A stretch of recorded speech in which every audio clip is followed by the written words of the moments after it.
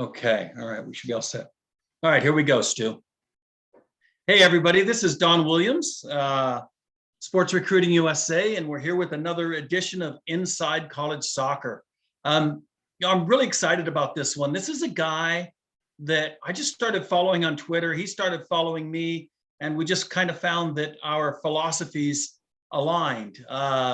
He was coaching at Dartmouth at the time, and now he's stepped away, and now he's working with us. And I'm thrilled to have on board with Sports Recruiting USA and to introduce to you all Stuart Flaherty. Hey, Stu, how you doing, man? I'm good. Thanks for having me, Don. Good. Where are you at right now? I know I'm over in California. You're over on the other side of the country. I am coaching in Michigan with a adult professional team, the Michigan Stars. We're about 40 minutes north of Detroit, which is the question you get asked when you live in Michigan, how far from Detroit? And I live in Clinton Township, and the team plays our games in Romeo and has our home facility in Washington. Right on. Who's the head coach there at Michigan Trevor Banks, another guy. Yeah, our old buddy Trevor. Did you know I tried to hire Trevor straight out of college to come work for me at Feather River College? And I did not know that. Yeah, I tried really hard. He's sharp, isn't he? He is, yeah. It's funny, our paths crossed. I was at Dartmouth and Trevor was at Brown. So we spent a few years together playing against each other in the Ivy League. So that was the initial connection that led to here. Yeah, no, I'm excited for what you guys got going there. That's fantastic. So, Stu, I noticed you don't have an American accent. I'm guessing you're not from here. How'd you get over here? I am from Middlesbrough, England. And I got over here. I was teaching sports psychology at Loughborough College. And I was coaching the team part-time for about a $2,000 stipend. And I realized pretty quickly that the 40 to 50 hours teaching was giving me not even 20% of the enjoyment of the 10 to 15 hours coaching was. So I made a plan to try and coach full-time. And at the time, I hadn't played pro. I'd only played college in England. I played youth, and I wasn't having much traction in terms of getting full-time work in England. So through a company called MLS Camps run by Gary Russell, who's a very good man, I actually got a 3-month contract where they hired me out to be the head coach of Cody Girls High School team in Wyoming. And then I went out there, did that season, went really well, actually broke the school's record for wins in a season, and went to Real Salt Lake to work in the front office, sell camps in the mountain region, work camps in the mountain region, and get involved with what was becoming the first ever academy for Salt Lake. And the difference between what it is now and what it was then is pretty phenomenal. And then my first adult job, so to speak, coaching, I moved over to Cape Cod and worked with Paul Baber on the Cape Cod Crusaders PDL team, which is now USL League 2. Such is the way that's not a full-time job. So I was coaching their youth teams and, volunteering with Paul in the summer. Left to go to a college job in New Jersey, and then reconnected with Paul when he started an expansion franchise, USL League 2, called Portland Phoenix in Maine. Did that for 8 summers. Had tremendous success. Paul's probably taught me more than anyone about coaching in this country. We won the Northeast Division 5 times. We had 62 alumni go pro, and year round I went from a volunteer assistant to head coach of Bates College, which was a D3 NESCAC school. And then I left there in 2018 to work with Bo Shinai at Dartmouth, which is a D1 Ivy League school, as his assistant, and then left Dartmouth to come here and work in the pro game with Michigan. So that is the winding road that got me here. Yeah, a couple things I really like about that, because the question comes up all the time from overseas, but here in the United States too. It's like, how do you get into college coaching? How do you get into coaching? And my answer is start volunteering, start working for cheap, show your worth, show your value, and cream does rise to the top, and people do recognize. I find a lot of people don't want to do that grind though. They just want to jump straight into being head coach at Stanford. I left his name out and I don't want to, but Pat Snyder, who was the head coach of Felician, that was my first college job. I used to do youth coaching while I was in New Jersey, and I used to drive 2-3 times a week to coach the goalkeepers with Felician College, which was it's funny because I've seen D1 elite academics in Dartmouth, and Felician was the other side of academics, and that was D2. And then I've also seen D3 with Bates. So I've seen all divisions of the college game. Honestly, that's why I was excited for you to come on board, because we do get these kids that are Ivy League quality academics, and that's their main focus is academics. And so I knew that you'd be able to help us help those kids. So, all right. That's a good story. I like your background story, your origin story. You get into how you got over here. Now, one of the things that I wanted to talk about today has more to do with your psychology work. And these are the things that I noticed. So I was in college coaching for 22 years, and I coached at 4 different levels. And it never mattered the level. There's certain things, Stu, that I found that every player had in common when they came into college. First thing is getting their mind right, getting the mindset of most kids going away to school, having to play now with 22, 23, sometimes 24, sometimes 20. I've had kids as old as 28 on my team, all the way down to 19, 20-year-olds. So you get these kids coming out of high school. They've always played with their age group, virtually always. And now they've got to step in with older players. They've got to deal with coaches who will get fired if they don't win. And it's a different mentality. So what's your first bit of advice, or what have you noticed about kids, and how should they be preparing themselves mentally to come into college? I think a big part of sports psychology, Don, is the foundation of your psychology and your mindset is how you see the world. And there is one thing going on in American youth soccer right now that is counterproductive, and I feel like people ignore it, because the common narrative is we're a generation of parents who are over-involved and the parents are hostile and everything's negative about the parents. But if you actually think from an intelligent standpoint, the aloof nature of coaches to have a parent give birth to a child and spend 18 years having that child be the most important thing in their life, and then they go to college and the coach says, back off now. Are we really surprised when the answer we get is, how about no? So I think what we have to think of as a soccer culture is we can't come at everything like we're going to create a perfect environment and a perfect system. And once you've got the perfect environment and the perfect system in place, then all these great players are going to come out of it. And if you think about it, a lot of parents do that, where they try and make the environment of their child optimal rather than teaching their child how to respond and be resilient and perceive a certain environment. We do it as a nation when US soccer says, if we just have better fields and we have this and we have all these facilities, then all the great players will come, rather than actually realizing that sporting greatness happens inside individual minds. There is a very small percentage of people who are ever great, and it comes primarily from the inside of what they're going on and how they're perceiving things. Because I'd ask you, does Switzerland have a great tennis system? Or did Roger Federer just make himself a great player and a great athlete with a great mindset? Does Europe have better basketball facilities and coaching than America? Probably not, right? Last 3 NBA MVPs come from Europe. Did Liberia have a great soccer infrastructure at the youth level? Or did George Weah make himself a great player? You know the answers to that, it's obvious. But when we have a child come through the youth system for 5 to 10 years, programmed to look at environments and find fault and tell themselves that when the environment is different, they will be better. You got to realize what a dangerous cycle that is, because college sports, top to bottom, is amateur sports.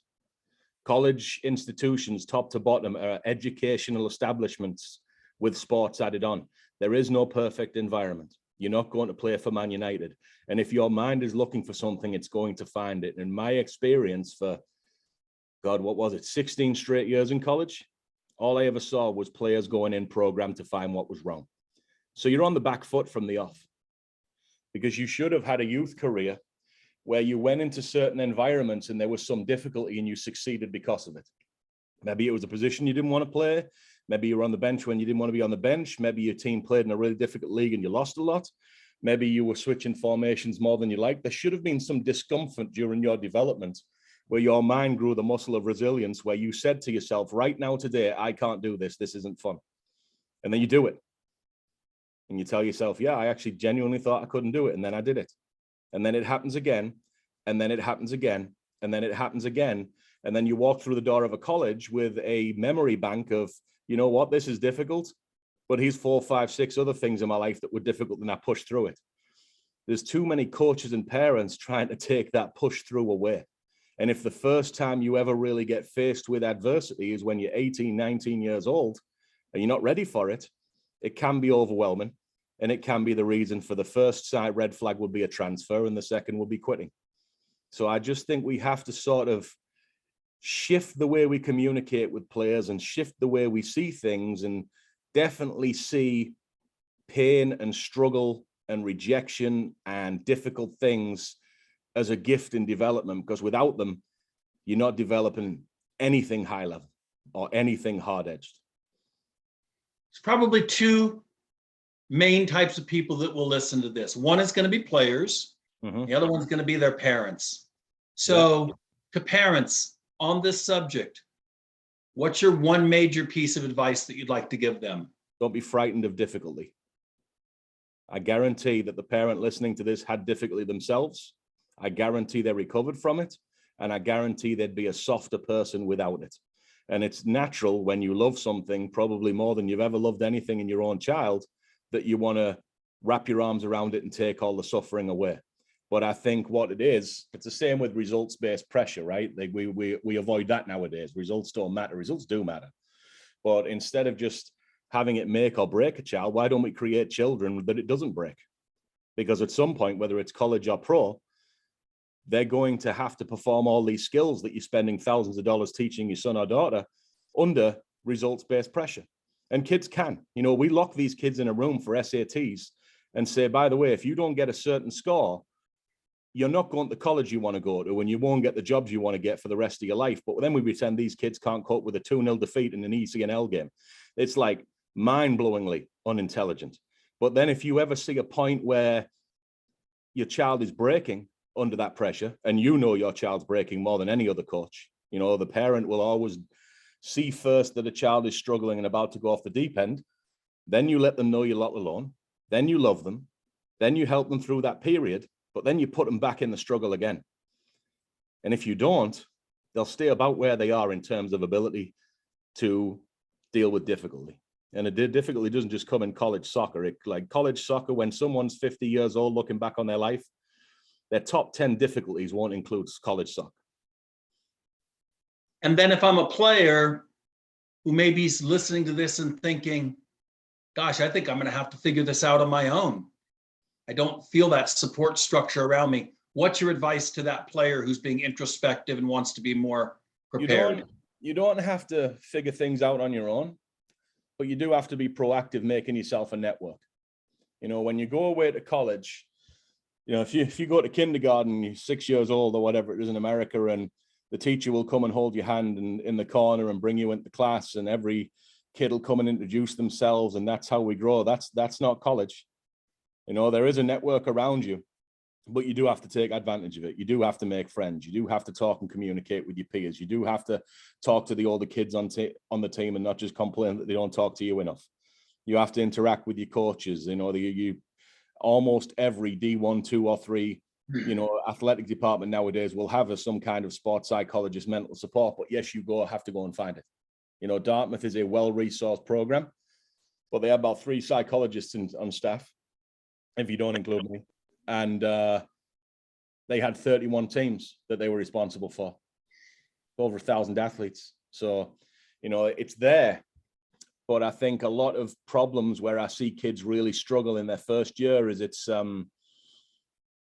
at least half self-inflicted, where you isolate yourself, you're stressed out, you're anxious, you don't talk to your friends, you don't go eat in the common home, you eat in your room alone. You don't let your coaches know what's going on because you want to figure everything out yourself. You got a bunch of resources. I even see kids coming injured and not lie to the trainer and say they're fine. So it's like, it's really an age where you need to communicate, because this is somewhat of a segue, but this is what's reasonable to expect from a college coach, because I've run the Eramis psychology consultancy for 10 years, and there is layers of psychology. If I'm working with a player individually, I can have a really deep relationship with that player, and I can know exactly what's going on, and they're not worried about me knowing things that make them feel weak, and we can share our values on a core level and our beliefs and go back and forth and meet in the middle. You can't do that as a college coach, and it's completely unreasonable for players and parents to expect that, because if I've got Don and Kenny on the team and I do what I've just explained with Don, if Kenny doesn't like that, now I change it. So now Don's unhappy because I've changed, because Kenny wants it now. And then meanwhile, there's another kid in the corner, Jeff, he's unhappy that Don and Kenny are getting more attention than him. So now I give him more attention while 25 people watch and wonder why I've already got favorites and we've been in there 3 days. So it's just a spiral that coaches, whether they realize they're doing it or not, you have to manage. And when it comes to group structure, it's not about connecting with every player as deeply as you can. It's not feasible. Group structure is about standards and values and rules, and players being able to walk through the door of the locker room and feel like they're valued and feel like they know how to succeed and feel like they know the rules to get from where they are to where they want to go. And those rules aren't more favorable for another player than they are for them. Because as a species, when we're in groups and we feel like we are not treated fairly, we don't react well. I'm not going to go political, but that's painfully obvious in today's world. And it also happens in every college soccer locker room. So the coach is never worried about you per se, more than providing an environment for you to thrive. But then you have to do the work to do it. Yeah, good point. Really, really good point. I have a feeling this might turn into a part 2, Stu. There's so much knowledge here that you're unwrapping. All right. So I'm going to give you my second observation. Some players coming in, first of all, every player that's not living at home with their parents and going to college, I've noticed at some point they get homesick. Yeah. Some players, I've had players literally not be able to get out of the parking lot without their parents, crying in the parking lot saying, I can't do this. Then I've had other players, it hits them a weekend or 3 days in or a month in. Some players, it doesn't hit till month 2 or 3.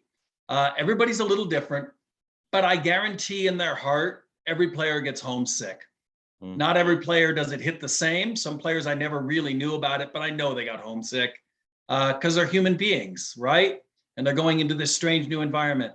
So as a sports psychologist and as a college coach, having seen this for yourself, what's your advice on dealing with homesickness? Well, let's first start with the guidance part, because I think there is between the ages of 14 and 19, and I'm not trying to patronize any young kids listening to this, but there is a bridge between who you want to be and who you are.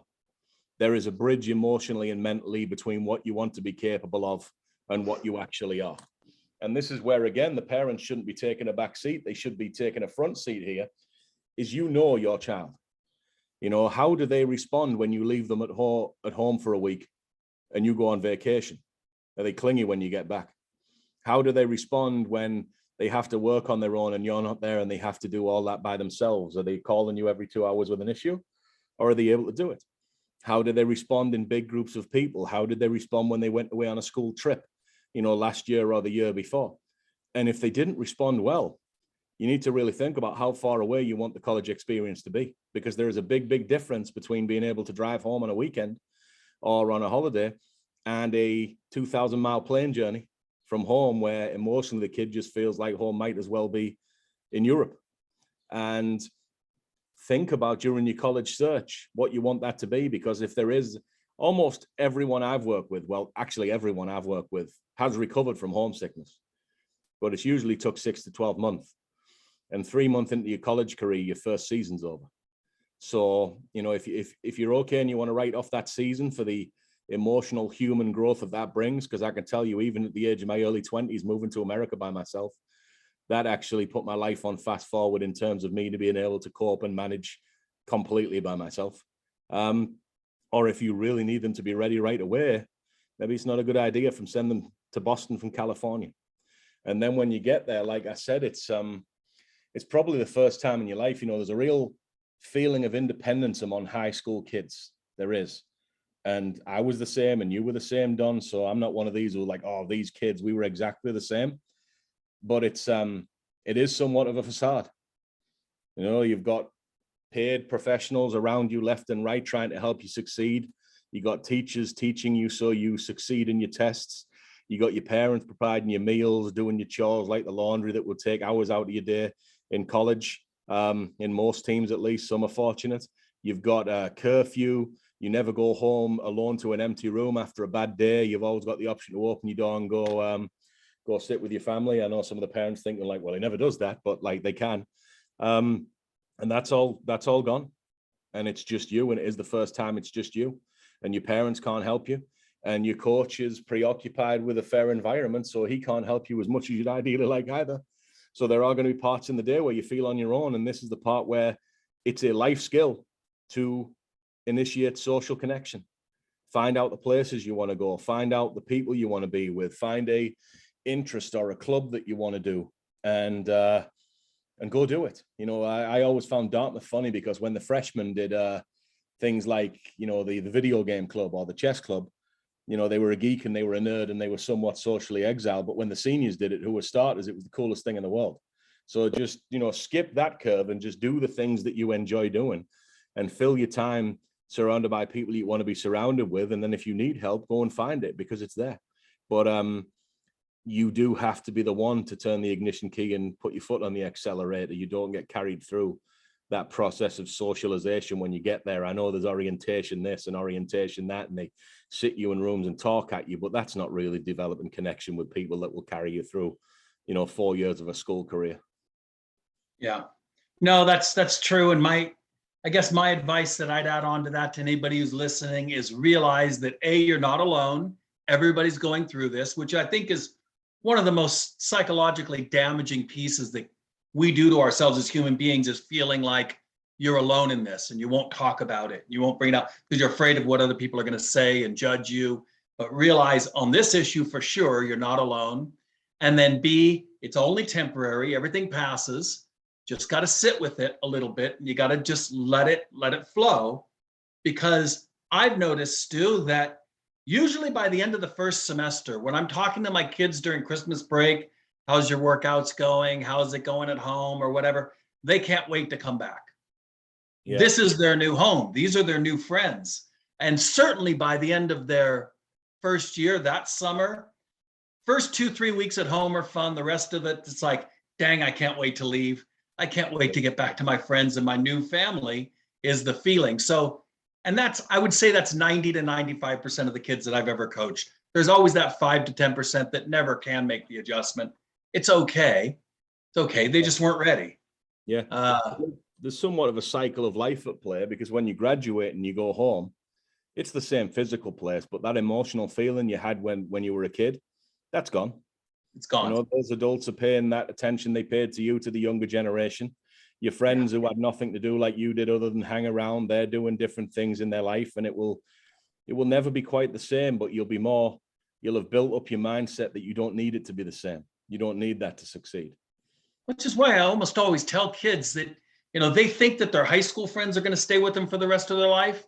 Maybe 1 or 2. It's usually the college kids, though, that they meet that they stay more connected with. And I think it's that jump into adulthood that you're all making together at the same time, going through the same growing pains of coming into adulthood and independence, that probably helps accelerate that feeling of that relationship, that bond that you've gone through. Yeah.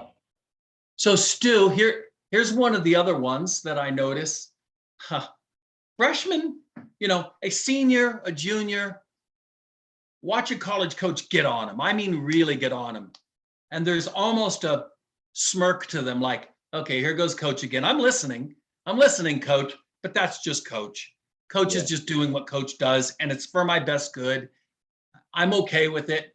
Where freshmen might have a difficult time, a little more time dealing with that harsh criticism of being in, you know, it's amateur football, but it's also senior level football. It's very limited amount of spaces. We're talking 40,000 or so available roster spots in the entire country. And you're talking about 1 million kids around the world vying for one of those spots. It becomes very competitive. And not every school, but most schools, your job's on the line. If you go 0 wins for 5 years in a row, you're probably getting replaced. So, Won't last 5 years or now. less. So Yeah. it becomes a pressure cooker on that coach, especially when things don't go well. And we have to remember that I think the statistics somewhere around 60% of the teams in this country in college soccer are sub 500.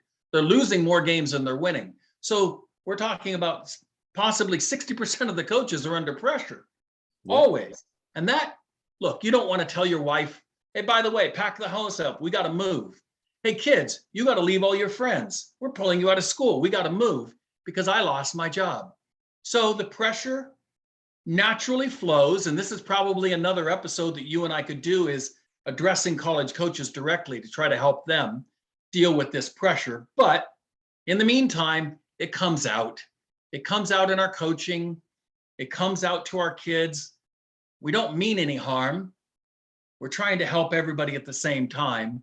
So now how can freshmen especially, but players in general, what's your advice to them with dealing with that pressure cooker? I have to give 2 answers here, Don. I do. Yes. Because as a coach, your connection and relationship with your players will dictate how you are allowed to coach them. And if what do you mean is if the response is I'm allowed to coach kids whoever I want, that's part of the problem with a lot of coaches. And I don't mean allowed as in you're going to lose a job or you're going to get in trouble with your boss or whatever. In terms of them listening to you, in terms of them having respect back for you.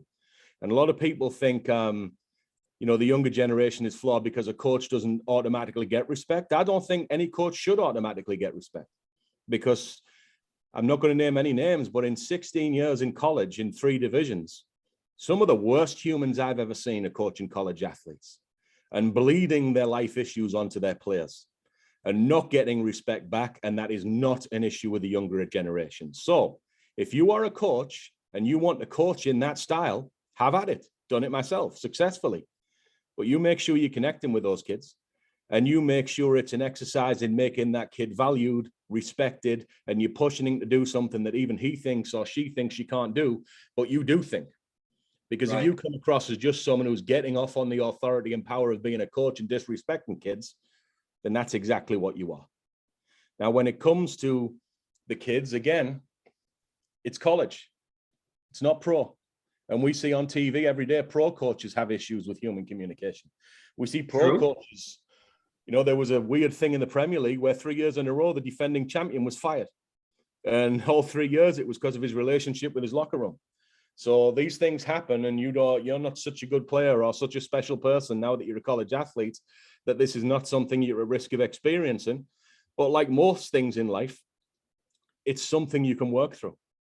If you truly are the athlete you say you are, and you truly have the goals you say you do, this is not discussed, but you could do it with 10, 15 different coaches. And if you have some success in your life athletically, and you tell yourself it's only because of this one guy was your coach or this one woman was your coach, I'll tell you now, that's weird. That's almost false God syndrome. You should be able to succeed and thrive with different personalities. It's like in youth soccer, you get these coaches who are like, oh, he's the best coach ever. Well, he better not be, because they better be able to perform to this level with the college coach. And then these high-level college coaches who want to develop pros, well, you better be having players ready to play multiple different styles, deal with multiple different communication styles, deal with multiple different personalities without you, or you're not actually doing your job. But what happens is the human ego comes in, and the coach wants to be the person, and the player wants to feel like this person's dragging them to success. So if your coach isn't ideal in your first year, push through it. Tell you now, I've had bosses I hated, and I showed up and worked every day. And they never knew that you hated them, I bet. Couple did occasionally when I slept. A couple occasionally. Many didn't. I've been an assistant under head coaches where I disagree with almost every element about how they deal with their players, but that's not my place. I don't tell people what to believe in terms of religion, but I believe there's a higher force, and I believe we are put in situations in life to learn things and not sit crying about them. And I believe when we learn the lessons we're supposed to learn, we are rewarded with moving up the ladder. That's how I think this whole thing works. And when you come at that from a perspective, if you go in there and it's your first 3 months of your college career and the way your head coach talks to you isn't ideal. Doesn't mean you can't have great relationships with your teammates. Doesn't mean you can't be getting fit. It doesn't mean you can't be playing well. Doesn't mean all these things unless you decide you're only going to play well if this person's nice to you. Right. Right. But then we want to say we're resilient and we're strong and we're gritty and we're growing as a person. Somebody shouts at you and you can't function no more. I'm not telling you can't get upset, but I can tell you that there is going to come a point in your life where you will have to be able to deal with that, because you're not just going to quit your first paid job the first time your boss says something you don't like. But then that's the cycle where you got bosses and college coaches who realize that and they abuse it. And that's awful. Yeah. Yeah. No, I think that's outstanding advice, because that's the real world. Look, I always looked at college coaching as this is their last major lesson before we really do cut them loose. In other words, this is their first introduction to being away from home, dealing with difficult people while they don't have the support of their parents, and they aren't going to get to sleep in their own bed and, have the comforts that calm them. This is where they got to deal with it. And this next 4 to 6 years for most kids is their last lessons in childhood before they get booted out and the real world gives them a boot up the butt, because this is it. After this, it's perform or starve. It's work or don't work. It's get along or don't get along. And I feel like as college coaches, this is our big responsibility to these kids, is to help create an environment that challenges them and stretches them enough to help them grow, but not break them. Yeah. Not break them. We don't want to break. This isn't the military, right? That some coaches do treat it that way, but this isn't, break them and build them back up. This is how do we stretch them so that they can grow. Yeah. Yeah. Okay. So we get into this next piece, and almost every prospect that I talk about bringing into the company to represent them, almost every kid that I ever talked to as a college coach, here's a common statement that I hear. I'm willing to start at the bottom and work my way up. I'm willing to redshirt as a freshman. I'm willing to understand that I'm the 28th man on a roster and it might take me a couple of years to get in. I'm willing to, basically not play, be an apprentice, pay my dues, and work up if I can get into my dream school. So if I can get to Dartmouth, I'm willing to do that. If I can get to Stanford, I'm willing to do that. If I can get to Akron or Indiana or whatever a kid's dream school is, I'm willing to do that. Then they go in, they get their opportunity to perform. They're 18 years old. They're going through all the struggles that we just talked about. They're going through the adjustment struggles, the homesick struggles, the coaches, not hovering over them and paying them all the attention in the world struggles, being independent struggles. And now they have to compete against 21, 22, 23-year-old, whatever, seniors. And all of a sudden they're not playing. Now, I think most kids really do think, yeah, but they haven't seen me yet. I'll be the exception. I'm the best player on my team. I think part of it's that. And then part of it's a genuine, for some other kids, really feeling like they could work their way up. And everything's great till week 3 that you've been left off the bus. You didn't get to travel. Week 4, week 5, week 6. Shoot, we're halfway through the season and I'm not even traveling. Yet I still got to show up every day. I still got to go to study table. I still have to train. I still have to be fit. I still have to pay attention. I still got to go to film meetings. I still got to go to the weight room at 5 a.m. I'm still doing all these things, but it's becoming quite clear coach has no plans for me. And then we project into year 2 and year 3 mentally. We pretend like it's never going to change, and we project through and go, this is no fun, I quit. Or this is no fun, I'm transferring. Or this is no fun, mommy and daddy, I'm really unhappy. Coach doesn't like me, coach plays favorites, and we start dealing with this feeling. You know what I'm talking about? Yeah, I mean, how do we several issues of human nature at play, Don. So the first lesson you're learning there is insert incident here isn't going to solve all your problems in life. You know, getting into your dream school isn't going to take away every bit of pain and, you know, suffering in your life. You know, like we all tell ourselves we want to make money, and how many millionaires are depressed? We all want to make it pro, and how many pro players want out of their team that's paying them thousands because they don't want to be there. So like the general attitude of, if this one thing happens, then my life's going to be okay. Stop that, because that's not true, and that's kidding yourself. And I don't not listen to kids when they tell me what you just said, everything will be great if I just get there, because I've done it myself. And everyone I know has done it, where you think this one thing's going to happen, you're going to be happy for the rest of your life. True. It's not the case. It's not the case. You know, we need things every day of our life. We need to feel respected. We need to see value. We need to see growth. We need to see the path between where we are and where we want to go, even if it's far away. And you've got to get over a couple of common mistakes humans make. And one is lying to yourself. Lying to yourself. And what that is, if you're a freshman, you're on the bench and you think it's because a 30 to 50-year-old adult who's in the profession of helping kids succeed wants you to suffer, you're lying. You're being dishonest.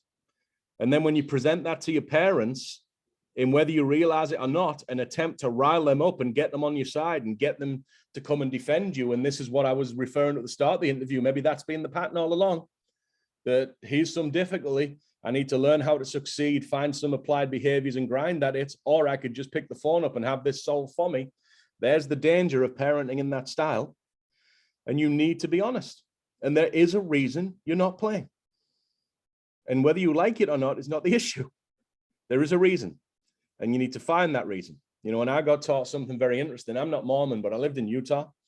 And I spent a lot of time with a very religious Mormon guy. And he said if he could sum up his approach, he believed that he opened his eyes every morning and his brain painted a picture of the world how he wanted it to be. And God gave him something back. And it wasn't to pray for it to be different. It was to identify behaviors to make it how you want it to be. And then it's an exercise in showing and applying them for long enough that the world looks how you want it to look. And then guess what? You'll want something else, because one issue, getting in the team, doesn't solve everything. And he's something where I know that's a fact. In all my career, Don, and I'm sure this is the same for you, the guys that cried the most about playing time actually weren't the ones on the bench. They were the ones only playing 10 to 15 minutes, only getting into 5 to 10 games, and their friends are not playing at all. And they didn't care that they were getting more than other people. They just cared and cried that they didn't get what they wanted. So it's not a playing time issue. It's a perspective, and it's a humility, and it's an issue of ego. So the first thing is to develop a plan to get better as a player, because if you were better, you would be playing. As what it is for you, I don't know what it is. I've never seen you play, but thank you for listening. And apply that behavior. Then you got to have some patience, and it's an ego thing. I get it. You're on a college campus, you're on the soccer team, people think that's cool, and then your own friends. Why aren't you playing? It hurts, it stings. You know, your parents, why aren't you playing? Everyone trying to help, why aren't you playing? You should be playing. People Google your roster and look at your stats, and you're not getting games. But the fact is, that is what it is. That's the hand that you've been dealt, and you now make the decision whether to endlessly cry about it or to apply behaviors to get better as a player, because there's probably a point in your life where it's been pointed out to you for the first time in years, you're actually not the level you thought you were, and here's how to get there. And that's not exciting.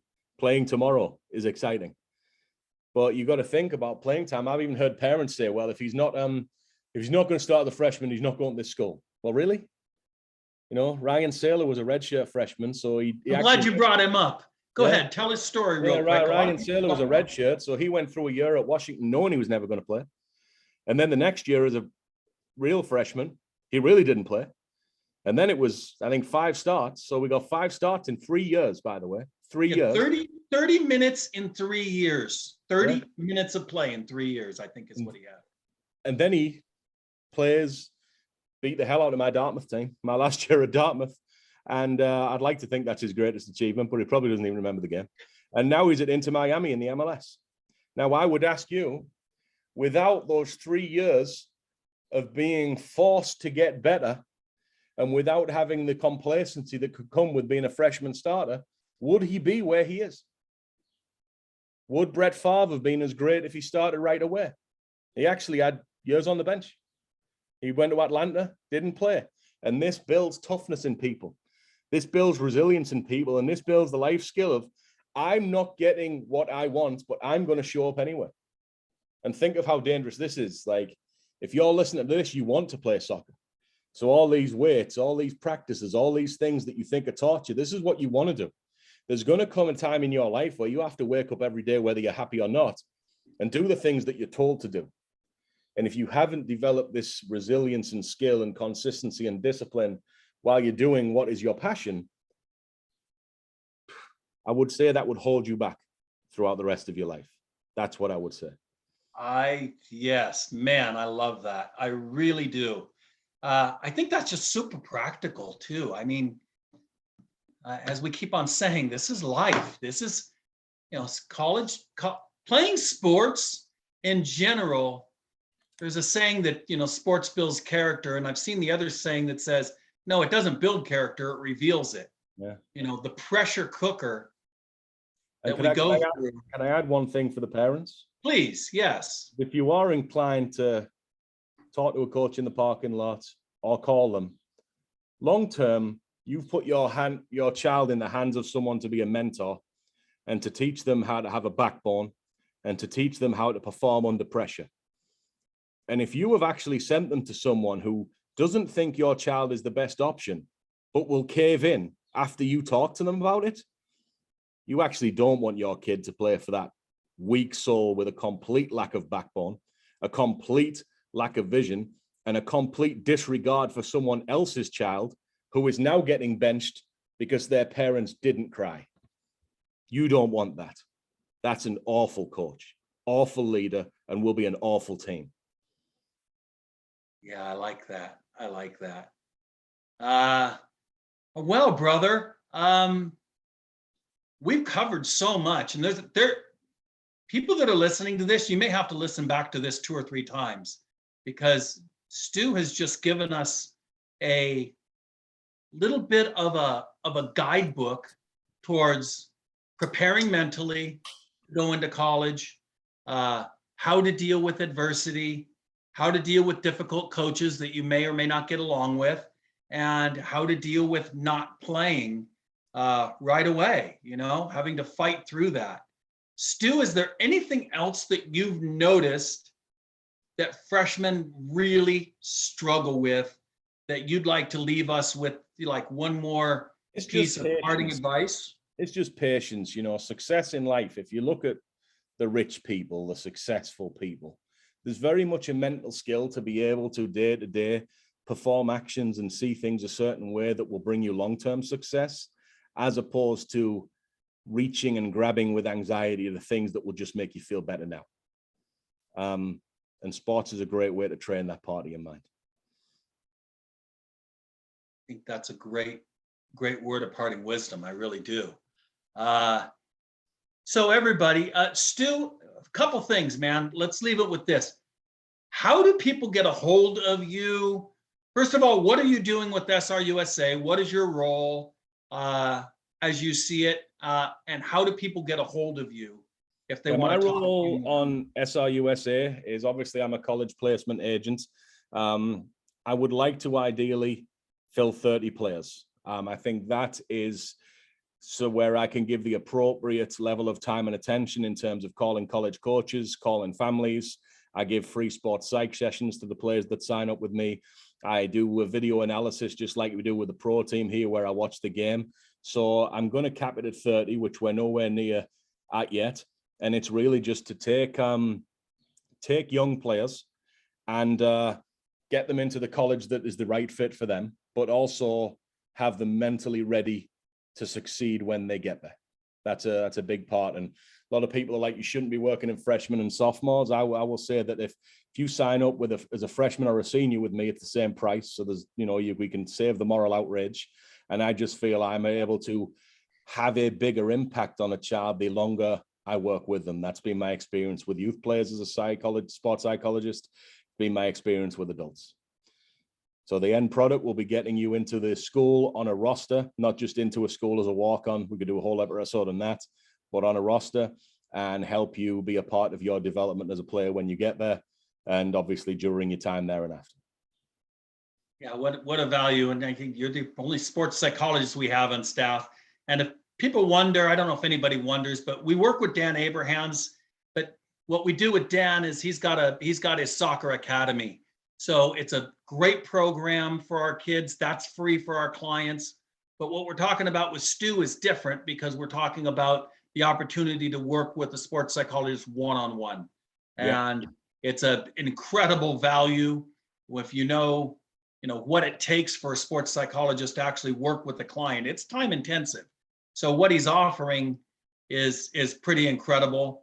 And Stu's philosophy that he can only handle so many because he wants to give quality to his clients, by the way, is the entire SRUSA philosophy. We are boutique and we don't just take in everybody. We just can't.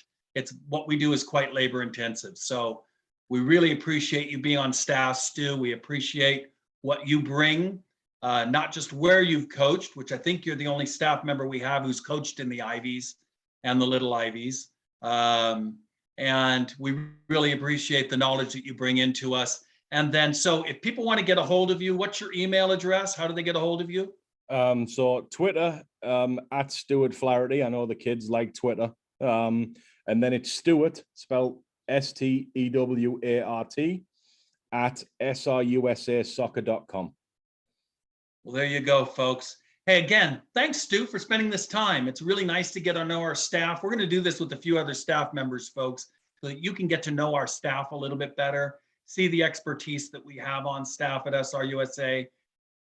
The core is built around college coaches because nobody knows this system as well as people that have worked inside the system for years and years and years. So thanks for coming on, Stu. Really appreciate it. You, Don. All right, we'll talk to you soon, brother. Everyone. Okay, so we'll stop the recording. Boom.